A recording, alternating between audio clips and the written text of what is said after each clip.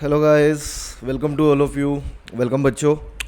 सो आज जो हम टॉपिक पढ़ रहे हैं उसका नाम है अरिथमेटिक प्रोग्रेशन टॉपिक शुरू कर रहे हैं बच्चों हम। और आज मैं आपको अरिथमेटिक प्रोग्रेशन पढ़ाऊंगा पूरा कंप्लीट टॉपिक भी करेंगे। और जितने भी तरह के क्वेश्चंस पेपर में आए हुए हैं मैं सारी वेराइटीज़ इस पर्टिकुलर वीडियो में कवर करूँगा। तो वीडियो को लास्ट तक देखिएगा, पूरा वीडियो बढ़िया से समझ में आएगा। चलो स्टार्ट करते हैं टॉपिक। तो बच्चों, वीडियो पसंद आए तो वीडियो को लाइक, शेयर, कमेंट और चैनल को सब्सक्राइब करना मत भूलिएगा। चलिए सीधे बढ़ते हैं टॉपिक की तरफ। तो टॉपिक का नाम लिख लीजिए। टॉपिक का नाम है अरिथमेटिक प्रोग्रेशंस। तो मैं आपको एक सीरीज़ देता हूँ बेटा, मैं आपको एक सीरीज़ देता हूँ। सपोज़ हमारे पास एक सीरीज़ है 6, ठीक है, 13, 20, 27, 34 ऐसे करके एंड सोन। मुझे बताओ इसमें क्या चीज़ है जो आपको सेम दिखती है। इसमें कुछ तो है ऐसा जो सेम है बिल्कुल। अगर आप ध्यान से देखेंगे यहाँ पे हर दो कॉन्जिक्यूटिव टर्म्स के बीच में क्या हमें डिफरेंस 7 का नज़र आ रहा है? क्या हर दो कॉन्जिक्यूटिव टर्म्स के बीच में हमें डिफरेंस 7 का नज़र आता है? बताओ। तो जहाँ पे बच्चों ये डिफरेंस सेम होता है उस पर्टिकुलर सीरीज़ को हम अरिथमेटिक प्रोग्रेशन बोलते हैं और उसको हम प्यार से एपी बोलते हैं, बेसिकली अरिथमेटिक प्रोग्रेशन। और इनमें जो डिफरेंस है बच्चों ये 7 का, इसको हम कॉमन डिफरेंस बोलते हैं जिसको डी से डिनोट करते हैं। और फर्स्ट टर्म को हम ए से डिनोट करते हैं। फर्स्ट टर्म को किससे डिनोट करते हैं? ए से। तो अगर मैं आपको बोलता हूँ कि if a b c are in A P, अगर ये हमें गिवन है a b c are in A P, ये तीन टर्म्स ए पी में हैं, ठीक है, तो क्या हम ये बोल सकते हैं बेटा जो कॉमन डिफरेंस होगा डी, वो हर दो कॉन्जिक्यूटिव टर्म्स के बीच का डिफरेंस है, मतलब वो b माइनस ए भी हो सकता है और वो c माइनस बी भी हो सकता है। बताइए, है ना, b माइनस ए या c माइनस बी।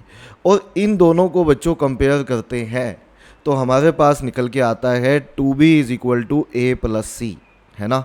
बस ये ध्यान रखिएगा, this is the condition for A P. ये ए पी की कंडीशन है बेटा। अगर कभी तीन टर्म्स हमें ए पी में दी हो ना तो ये ए पी की कंडीशन है, ठीक है। 2b is equal to a plus c. एक बार फिर से देखते हैं। मान लीजिए फर्स्ट टर्म ए पी की ए है और कॉमन डिफरेंस डी का है बेटा। कॉमन डिफरेंस कितना है? डी। तो can we say that second term a plus d होगी? भाई तभी तो इनका डिफरेंस डी आएगा ना, second term a plus d होगी। ऐसे ही थर्ड टर्म क्या होगी? ए प्लस 2d होगी। फोर्थ टर्म क्या होगी? ए प्लस 3d होगी। तो बेटा कैन आई से दैट अगर फोर्थ टर्म में ए प्लस 3d किया है हमने, फोर्थ टर्म में अगर हमने a प्लस 3d किया है, तो ऐसे चलते चलते चलते चलते चलते चलते nth टर्म में हम करेंगे a plus n minus 1 into D. nth term में क्या करेंगे sir? a plus n minus 1 into D. ये किसका फॉर्मूला है? ये nth term of n AP निकालने का फॉर्मूला है, जिसको हम an से भी डिनोट कर सकते हैं या tn से, डिपेंड करता है कि पेपर में कैसे लिखा हुआ है। तो nth टर्म AP की निकालने का फॉर्मूला है a plus n minus 1 into D. याद रखना a क्या है इसमें, मैं यहाँ बता देता हूँ। a क्या है बच्चों इसमें? a is the first term. इसको भी लिख लेना। नोट्स आप बना रहे होंगे ऐसा मेरा विश्वास है बच्चों। बिना नोट्स के बात नहीं करना, क्योंकि नोट्स बनाओगे फाइनली रिवीजन के टाइम पे काम आएंगे आपके। तो a जो है हमारी फर्स्ट टर्म है, d जो है हमारी वो कॉमन डिफरेंस है, डी जो है बेटा वो हमारा कॉमन डिफरेंस है। ऐसे ही n क्या है यहाँ पे? n है हमारी नंबर ऑफ टर्म्स। n क्या है? n is the number of terms, ठीक है। इतना ध्यान रखना बस, सही है इतना। चलो इसके अलावा दो तीन बातें और बता दूं। जैसे हमने nth term of an AP का फॉर्मूला बनाया है, ऐसे ही होता है सम ऑफ, ये भी लिख लो, sum of n terms of an AP. मैं क्वेश्चंस पे जल्दी आने वाला हूँ बेटा, एक बार थ्योरी समझ लो जरा। Sum of n terms of an AP, हाँ ये लिख लेना, नोट्स बनाओगे तभी क्वेश्चन में मज़ा आएगा करने में। तो sum of n terms of an AP को हम एस एन से डिनोट करते हैं और इसका फॉर्मूला होता है हमारा सबसे पहला n/2 2a plus n minus 1 into D. या तो ये लगा सकते हो आप सम निकालने के लिए। n क्या है? Number of terms. a क्या है? First term. n क्या है? नंबर ऑफ टर्म्स, ठीक है। डी क्या है? Common difference. और क्या हो सकता है सर? और हो सकता है बेटा n/2 first term plus last term. आप ये भी लगा सकते हो, डिपेंड करता है कि अगर आपको फर्स्ट और लास्ट दी हुई है तो ये लगा दो। n/2 first term plus last term, और क्या हो सकता है, एक और फॉर्मूला लिख लेना, n into middle term, n into middle term, n into middle term. लेकिन ये तीसरे वाला फॉर्मूला बच्चों तभी लगेगा जब n ओड होगा, क्योंकि n अगर ओड होगा तभी तो कोई मिडल टर्म होगी ना, तभी तो कोई मिडल टर्म होगी ना। ठीक है, n इंटू मिडल टर्म। तो बड़ा सिंपल सा फॉर्मूला है। देखो अगर मान लो आपको 5 टर्म्स दी हुई हैं तो उसमें मिडिल टर्म कौन सी होगी, थर्ड। तो अगर आपको थर्ड टर्म दी हुई है, टोटल 5 टर्म्स है, तो 5 इंटू मिडिल टर्म कर दो, आपका आंसर आ जाएगा। समझ आ गया इतना? बस एक दो बातें और, फिर क्वेश्चन पे आते हैं। एक दो बातें और इसमें थ्योरी में, जैसे ये किया बच्चों हमने, ये ध्यान रखिएगा कभी भी अगर आपको ऐसा बोला हो कि if 3 terms are in AP, आपको बोल दिया 3 टर्म्स एपी में हैं, तो ध्यान रखना हम पेपर में यूज़ करते हैं आसान बनाने के लिए a माइनस डी, ए और a प्लस डी। ठीक है, और ऐसे ही अगर आपको 4 टर्म्स एपी में बोल दी जाए, 4 टर्म्स आर इन एपी, तो आपको लेनी है बेटा 4 टर्म्स हम हमेशा लेते हैं a माइनस 3d, 2d का गैप, d का गैप रखते हैं 2d का। देखो a माइनस 3d, फिर a माइनस डी, फिर a प्लस डी, और फिर a प्लस 3d। ऐसा क्यों करते हैं सर? क्योंकि इनका सम करोगे ना तो ये d आपस में कैंसिल आउट हो जाते हैं। तो टू मेंटेन सिमेट्री हम ऐसे करके ही लेते हैं ताकि क्वेश्चन आसान हो जाए। ठीक है, इसके अलावा बेटा 2-3 आइडेंटिटी याद रखना जिनका यूज़ हो जाता है। देखो मेरा काम है बताना आपको, मैं नहीं चाहता कि बिल्कुल सिंपल सा बता के कुछ थोड़ा सा और वीडियो में कुछ क्वेश्चन करा दूं। मैं चाहता हूं आपको डिटेल में बताना, तो पूरा सुन लीजिएगा। एक फॉर्मूला होता है हमारा 1 से लेके n टर्म्स तक का सम, इसका भी यूज़ हो जाता है हमारा यहाँ पे 1 से लेके n टर्म्स तक का सम। अगर आप 1 से लेके n टर्म्स तक को ऐड करते हो तो बच्चों इसका फॉर्मूला होता है हमारा n into n plus 1 divided by 2। ऐसे ही अगर आप 1 square, 2 square, 3 square up to n square करते हो, हाँ बताओ किसी बच्चे को याद है तो? ये नंबर सिस्टम के अगर आपने मेरे वीडियोस देखे हैं तो मैंने डिटेल में लिखवाया होगा, लिखा होगा आपने, बट कोई बात नहीं, मैं यहाँ पे पूरा बता रहा हूँ। वो कोई ज़रूरत नहीं है बच्चों आपको अभी इसके लिए वॉच करने की, बट आप कर सकते हो। ठीक है, हमने सारी प्लेलिस्ट आपको दी हुई हैं बेटा। 2 प्लेलिस्ट हैं क्वांट की और 2 ही प्लेलिस्ट हैं आपकी लॉजिकल रीजनिंग की।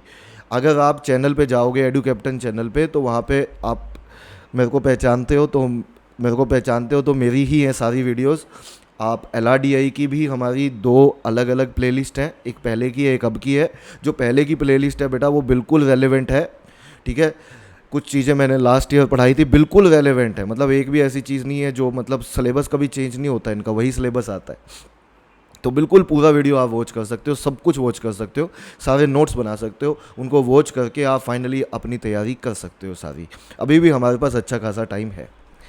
और एक फॉर्मूला और ध्यान रख लेना, 1 cube plus 2 cube plus 3 cube up to n cube का, अप टू n क्यूब का ये फॉर्मूला होता है बेटा n into n plus 1 divided by 2 का होल स्क्वायर। ठीक है, इतनी बातें याद रहेंगी आपको। इसका एक स्क्रीनशॉट भी ले लो, अगर नहीं लिखा है तो, लिख लिया तो उससे अच्छी बात हो नहीं सकती। इसका आप एक स्क्रीनशॉट लेके रख लें बेटा। क्वेश्चन मैं खूब करवाने वाला हूँ आपको, क्योंकि इस पे सवाल बनते हैं, पेपर में सवाल आते हैं और मैं चाहता हूँ एक एक बच्चा मुझे बढ़िया से करके दिखाए। तो ये लीजिए पहला सवाल हम लेते हैं बेटा, ये वाला, इसको बना के लिखिए आप पहला सवाल। अच्छा, ये थ्योरी सभी बच्चों को समझ में आ गई होगी, ऐसा मेरा पूरा विश्वास है। आप अच्छे से नोट्स बनाते होंगे बेटा। देखो एक बात मैं बता दूं, जितना आप रिटर्न में लिखोगे, स्क्रिबिंग बोलते हैं इसको, स्क्रिबिंग, जितना आप लिखोगे उतना आपको याद रहेगा, उतने आपकी थिंकिंग एबिलिटी बढ़ेगी। और बच्चों अल्टीमेटली इन पेपर्स में आपकी थिंकिंग एबिलिटी चेक की जाती है, नहीं तो वो ऑब्जेक्टिव पेपर क्यों देते हैं हमें? हमारा क्वांट का, DILR का सारा पेपर ऑब्जेक्टिव आता है या शॉर्ट आंसर्स आते हैं। कभी भी वो ये नहीं पूछते कि पूरा पूरा क्वेश्चन करके दिखाओ, कभी भी पेपर सब्जेक्टिव नहीं आता हमारा, है ना। अब वो मतलब अभी तक तो हम सब्जेक्टिव देते आए हैं भाई, 12th तक तो अभी तक हमने सारे पेपर सब्जेक्टिव दिए हैं सर। मैडम तो मतलब एकदम स्टेप मार्किंग करती थी, अगर एक छोटा सा आंसर लिख के दिखा दो आप और पूरा क्वेश्चन आपने सही किया है लेकिन एक लाइन में किया है, तो मैडम नंबर नहीं देती थी, कहता दिखाओ तो सही। इसलिए हम पूरा पेपर में पेज भरते थे, तब जाके हमें कुछ नंबर मिलते थे। अब अच्छी बात यह है, इतना कुछ इनमें करने की ज़रूरत नहीं है। As far as thinking ability is concern, वो सिर्फ आपकी थिंकिंग एबिलिटी चेक करना चाहते हैं बेटा। आप कैसे करते हो उनको कोई मतलब नहीं है, उन्हें आंसर से मतलब है। तो थोड़ा सा स्मार्ट हमें होना पड़ेगा। टॉपिक हमारे किए हुए हैं ये, बट आपको कुछ स्मार्ट वे से चीज़ें करवाऊंगा मैं, क्योंकि स्मार्ट वे से ही करोगे पेपर में तभी हाई प्रोबेबिलिटी है कि आप ज़्यादा से ज़्यादा सवाल करके आएंगे और ज़्यादा से ज़्यादा मार्क्स लेके आएंगे और आपका अच्छे से अच्छे कॉलेज में एडमिशन होगा। चलिए आ जाते हैं हम सीधे पहले सवाल की तरफ। ये रहा पहला क्वेश्चन आपके सामने। तो ये क्वेश्चन कहता है fifth term of an AP is 10। Fifth term जो है बेटा एपी की 10 है, फिफ्थ टर्म 10 है, ठीक है। What is the sum up to 9 terms. अब सारी बातें छोड़ो, मुझे एक बात बताओ, अगर टोटल 9 टर्म्स हैं 1 2 3 4 5 6 7 8 9, तो बेटा can I say that 1 2 3 4 5 can I से उसमें जो फिफ्थ टर्म होगी भाई वो मिडल टर्म ही तो होगी। जो फिफ्थ टर्म की बात कर रहा है बेटा वो 9 टर्म्स में can I say that is nothing but the middle term. और आपको एक सीधा फॉर्मूला बताया था मैंने, आपको एक सीधा फॉर्मूला बताया था मैंने, क्या बोला था, अगर हमारे पास नंबर ऑफ टर्म्स ओड हैं मिडल टर्म गिवन है तो सीधा सम निकाल सकते हो आप। तो आप कहेंगे sir sum of 9 terms is equal to 9n into middle term. क्या यही फॉर्मूला बताया था बेटा, n into middle term. Middle term कितनी है, फिफ्थ टर्म, यहाँ पे मिडल टर्म है, तो हम कहेंगे n इंटू मिडल टर्म 10 है। तो can we say answer of this question comes out to be 90। यही सवाल का सही उत्तर है, 90 is the right answer of this question. बोलो ये समझ में आया बच्चों को। तो इस तरह के क्वेश्चन हमारे बड़े ही कॉमन हैं, हम कर सकते हैं बच्चों। चलिए दूसरा क्वेश्चन देखते हैं। ये लीजिए सेकंड क्वेश्चन, ये रहा आपके सामने। पहले करते हैं हम अलग अलग से क्वेश्चन है, मैं आपको सभी तरह के क्वेश्चन करवाऊंगा। तो अभी आप ले लीजिए बेटा ये वाला क्वेश्चन, क्वेश्चन नंबर 2, इसको बना के करो, ठीक है। लेवल बढ़ाते बढ़ाते बढ़ाऊँगा, 10% लेवल बढ़ाऊँगा। तो sum of 3 terms of AP in AP is 18। तो मैंने क्या बोला था, कभी भी 3 टर्म्स की बात की हो तो आपको क्या माननी है बेटा, आपको 3 टर्म्स AP में कभी भी माननी है तो A माइनस डी, A और A प्लस डी मानो, उससे पेपर में बड़ा आसान सवाल हो जाता है ये। तो 3 टर्म्स का सम, इन तीनों का सम हमें 18 दिया हुआ है, हमने कहा सही है। तो A माइनस डी और बेटा अगली टर्म है A और उससे अगली टर्म है A प्लस डी, तो ये हमें 18 दी हुई है। D से D कैंसिल आउट हो जाएगा और 3A का वैल्यू आपका 18 हो गया, A का वैल्यू आपका 6 हो जाएगा। 6 वुड बी द आंसर, नहीं 6 आंसर नहीं है, सॉरी 6 तो हमारी A की वैल्यू आई है, तो यहाँ से हमारी 3 टर्म्स बन जाएंगी, 6 माइनस डी 6 और 6 प्लस डी। लेकिन वो क्या कह रहा है, प्रोडक्ट ऑफ एक्सट्रीम टर्म्स। अच्छा एक्सट्रीम में कौन कौन सी हैं, एक्सट्रीम में तो 6 माइनस डी है और 6 प्लस डी है, इन दोनों का प्रोडक्ट बेटा 6 माइनस डी और 6 प्लस डी का प्रोडक्ट हमें गिवन है। कितना गिवन है हमें ये प्रोडक्ट, हमें ये प्रोडक्ट सर 20 गिवन है, बहुत बढ़िया। तो यहाँ से ये हो जाएगा हमारा 36 माइनस डी स्क्वेयर बराबर किसके, 20 के। और डी स्क्वेयर का वैल्यू हमारा 16 आ जाएगा, डी का वैल्यू प्लस माइनस 4 आएगा, डी का वैल्यू प्लस माइनस 4 आएगा। Just for the sake of taking +4 भी ले सकते हो आप, -4 भी ले सकते हो। उसने हमसे सीक्वेंस पूछी थी बेटा, चेंज नहीं होंगी। अगर मैं +4 लेता हूँ डी का वैल्यू, तो आप बताओ ये सीक्वेंस क्या हो जाएगी। आप कहेंगे सर ये 2 हो जाएगा, ये 6, ये 10। लेकिन अगर -4 लेता हूँ तो ये 10 हो जाएगी बेटा पहले वाली, ये 6 ही रहेगी। और -4 लेता हूँ तो ये 2 हो जाएगी। तो सीक्वेंस आप 2 6 10 भी बोल सकते हो, 10 6 2 भी बोल सकते हो। सीक्वेंस नहीं पूछी थी, टर्म्स पूछी थी, तो टर्म्स तो वही है ना। तो आंसर हो जाएगा 2 6 10। यहाँ पे डी से फ़र्क नहीं पड़ता, आप पॉजिटिव ले रहे हो नेगेटिव ले रहे हो, टर्म्स वही की वही निकल के आएंगी, 2 6 10। तो आई थिंक ये भी सवाल बच्चों को समझ में आया बेटा, क्वेश्चन क्लियर हो रहे हैं सबको, नोट्स आप अच्छे से बना रहे हो। देखो अच्छे से क्लियर कर लेना, मैंने सारे टॉपिक्स लगभग आपको पढ़ाए हैं, पूरा ज्योमेट्री आपको पढ़ाया है। अगर आपने नहीं देखा है बच्चों, देखना शुरू करो। आपको अरिथमेटिक के मैंने time and work, simple interest, compound interest, average mixture allegation, उससे पहले मैंने percentage profit and loss, ratio proportion variation, time speed distance, सारे टॉपिक मैं डिटेल में पढ़ा चुका हूं बच्चों। दोनों प्लेलिस्ट में आपको सारे टॉपिक मिल जाएंगे। अगर आप वॉच करोगे तो आपको पता लगेगा मैंने कितने डीप में सारे टॉपिक्स को पढ़ाया हुआ है। मैं चाहता हूँ आप वॉच करो, मैं चाहता हूँ आप अच्छे मार्क्स लेके आओ, मैं चाहता हूँ बेटा आप बोलो कि हमने बहुत अच्छे से तैयारी की थी। और मतलब आप इतनी मेहनत करते हैं, कुछ बच्चे बिल्कुल कंसिस्टेंट हैं और बच्चे कंसिस्टेंट हो रहे हैं। अब धीरे धीरे फिर से बच्चे जुड़ रहे हैं। बीच में थोड़ा सा डिमोटिवेशन आ गया था, डिमोटिवेशन नहीं आना चाहिए। बीच में ऐसा टाइम आता है जब हम थोड़े से हो जाते हैं, अंदर से थोड़े फ्रस्ट्रेट हो जाते हैं, बट वो शॉर्ट टर्म का टाइम होता है। आप सोचो कि ठीक है अभी मुझे थोड़ा सा अच्छा महसूस नहीं होगा, but this is a time जो बीत जाएगा और लिटरली फिर अगला टाइम आता ही आता है बेटा हमारे पास, और उसमें बस फिर अपना बेस्ट दिया करो। गाड़ी चलाते हो, स्कूटी चलाते हो, साइकिल चलाते हो, कभी रोड पे चलाई होगी तो आपने देखा होगा बीच में ट्रैफिक आती है, उस पर हमें रुकना पड़ता है, काफ़ी देर तक रुकना पड़ता है, गाड़ी स्लो हो जाती है, स्कूटी स्लो हो जाती है, बाइक स्लो हो जाती है, लेकिन फिर बीच में ऐसा टाइम आता है कि एकदम रोड साफ़ मिलती है और हमारी स्पीड 60-70 तक आराम से हम सिटी के अंदर भी लेके जा सकते हैं गाड़ी को। तो बच्चों ऐसा ही लाइफ में फेस होता है, कभी स्लो कभी फास्ट, लेकिन हमें एवरेज मेंटेन करनी है अपनी लाइफ में। अगर आपकी एवरेज सही है ओवरऑल तो आप बढ़िया चल रहे हो। एवरेज स्पीड मेंटेन करते हो ना आप, आपको अपनी लाइफ में एक एवरेज मेंटेन करनी है, एंड आई एम श्योर आप बहुत बढ़िया करोगे। एक सवाल और ले लेते हैं बेटा, क्वेश्चन बहुत है मेरे पास, लेकिन मैं चाहता हूँ कि अभी मैं इस पर अभी आगे भी वीडियोस बनाऊंगा, लेकिन आप आराम से तैयारी करो। पहले अगला क्वेश्चन हम कौन सा लें, ये वाले सारे अच्छे क्वेश्चन है, मैं लूँगा, सभी क्वेश्चन मैं करवाऊँगा आपको। अभी के लिए थर्ड क्वेश्चन बना के आप ये वाला क्वेश्चन समझिए बेटा। देखो ये वाला सवाल एक सम का सवाल ले लेते हैं। कहता है what is the sum of all 2 digit numbers that gives a remainder of 3 when divided by 7। 2 digit number बच्चों, 2 digit number when divided by 3 gives a remainder 3 when divided by 7। पहला नंबर क्या बनेगा बताओ 2 डिजिट्स में? 7 into 1 plus 3, 3 नहीं बनेगा बेटा, 7 into 10 बनेगा, फर्स्ट 2 डिजिट नंबर, 2 डिजिट। अगला क्या बनेगा 7 इंटू 2 प्लस 3। नेक्स्ट क्या बनेगा 7 इंटू 3 प्लस 3। ऐसे करते हुए मुझे बताओ लास्ट क्या बनेगा? तो आप कहेंगे सर लास्ट नंबर बनेगा 7 इंटू 13, 13 7 जा 91, हाँ 7 इंटू 13 प्लस 3, तभी तो 94 आएगा बेटा। अब आगे करके देखोगे 7 इंटू 14 तो वो 100 को क्रॉस कर जाएगा। हमें 2 डिजिट चाहिए, ठीक है, इससे आगे ना बन पाएगा। देखो इसकी फर्स्ट टर्म क्या है 10, सेकेंड टर्म क्या है 17, फिर थर्ड टर्म क्या है हाँ 24, ऐसे चल रहा है ना। लास्ट टर्म क्या बनी हमारी, ऐसी ये वाली टर्म क्या बनी 94, और हमारी टर्म्स कहाँ तक गई हैं 13 तक गई हैं, क्योंकि 7 इंटू 13 किया है हमने, तो टर्म्स कहाँ तक गई हैं 13 तक। फर्स्ट टर्म आपको पता है बेटा, लास्ट टर्म आपको पता है, आपको नंबर ऑफ टर्म्स पता है, सम निकल आएगा, बिल्कुल निकल आएगा। देखो 13 टर्म्स हैं, क्या फॉर्मूला बताया था, ये भी बताया था मैंने सम का फॉर्मूला क्या, n/2 first term plus last term, ये वाला लगाओ क्योंकि फर्स्ट और लास्ट दोनों पता है हमें। तो क्वेश्चन का आंसर हो जाएगा 13/2, और आप कहेंगे sir first term is 10 and the last term is 94, तो ये बन गया हमारा 13/2 इंटू 104, इसको काटोगे तो 52, 520 प्लस 156, तो ये बनेगी बेटा आपकी वैल्यू 676, चेक कर लो 676। तो ये आंसर होना चाहिए सवाल का, यही सवाल का उत्तर है, this is the right answer of this question, तो आंसर ऑप्शन बी हो जाएगा। तो बच्चों आई एम श्योर आपको ये क्लास अच्छे से समझ में आई। क्वेश्चन मैं और लूँगा, देखो मेरे पास खूब सारे क्वेश्चन है, अगला वीडियो बनाता हूँ मैं, ठीक है। आप अच्छे से तैयारी करते रहो, इसको रिवाइज़ कर लेना अगले वीडियो को देखने से पहले।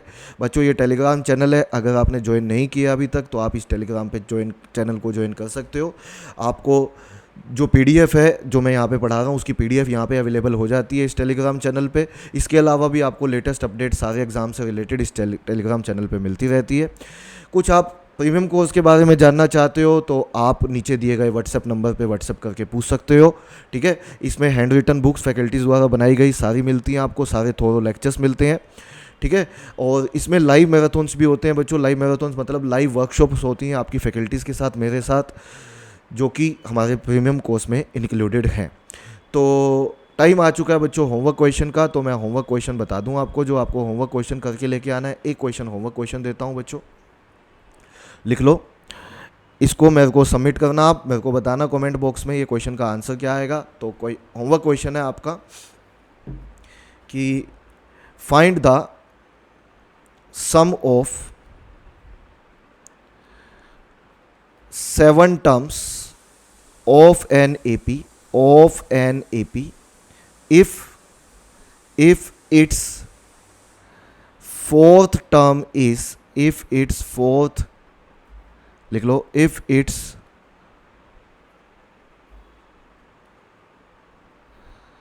fourth term is 8।